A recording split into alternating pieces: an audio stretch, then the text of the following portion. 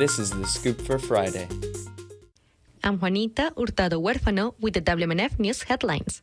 A new report from the Energy and Policy Institute shows just how much investor-owned utility companies profit from your electric bill. WMNF's Chris Young reports on the findings in Florida. EPI analyzed financial data from 110 investor-owned operating electric utilities nationwide between 2021 and 2024, and 79 from 2025. Daniel Tate is the Research and Communications Director at the Energy Policy Institute.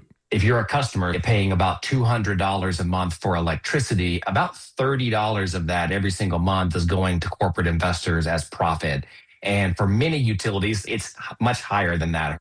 Using the data, they developed a calculator for customers to determine how much of their bill goes towards profits. According to the calculator, about 17% of your Duke Energy Florida bill and 19.5% of your TECO bill go towards profits. The survey also showed the utility companies in the Southeast had the highest profit margin, with Florida Power and Light making around 27% in 2025. In November, the Florida Public Service Commission approved a nearly $7 billion rate hike for FPL, which some claim was the largest rate hike in U.S. history. To find a link to the calculator, visit WMNF.org. Chris Young, WMNF News.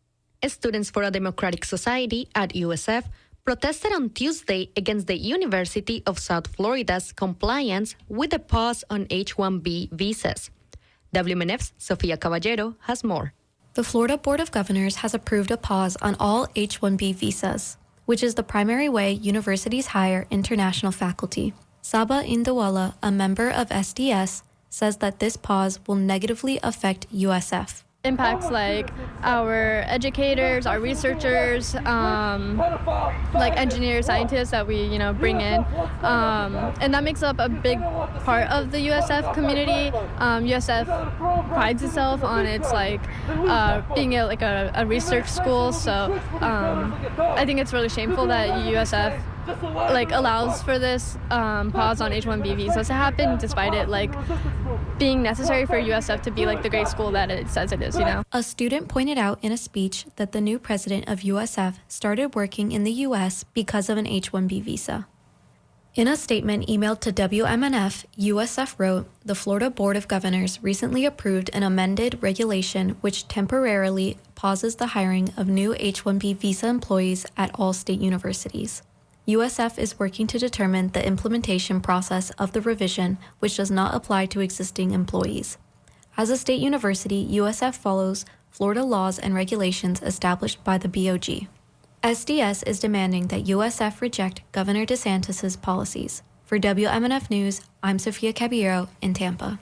A federal judge in Tampa has permanently blocked Clearwater from enforcing a buffer zone outside a reproductive health clinic. According to the Tampa Bay Times, the ordinance was first put in place in 2023.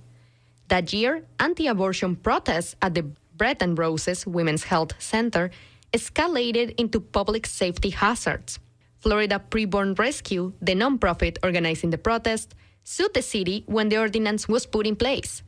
The organization was denied an injunction at first, but a federal appeals court in December said the buffer zone infringed on the First Amendment. Yesterday, U.S. District Court Judge Mary S. Scriven said Clearwater couldn't enforce the ordinance anymore. On Wednesday, the Senate approved Tax Bill HB 1217. The bill bans local governments in Florida from implementing or financially supporting net zero policies. These policies are used to reduce greenhouse gas emissions and address climate change. The bill passed with a 24-12 vote. The bill is on the governor's desk now. If enacted, it will go into effect July 1st. According to the Florida Phoenix, some senators raised concerns about the bill overreaching. They are worried the bill will prevent any pro-environmental measures from being enacted.